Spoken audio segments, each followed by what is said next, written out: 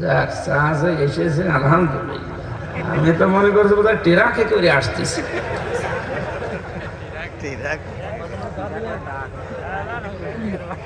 সেই দিন চা চেয়েছিলাম সিলেটের মৌলভী বাজারে, এক চা আনতে আমার মাহফিল শেষ হয়ে বসে আছে।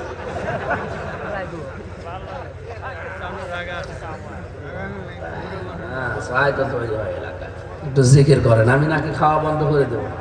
আমি এক জায়গায় কেবল গেয়ে আসলাম তো, এই জন্য গলা পারছে না।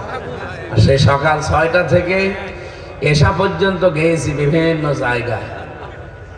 এরপরে আবার দারুল আমান ট্রাস্টে পাবনা, এরপরে আপনাদের এখানে।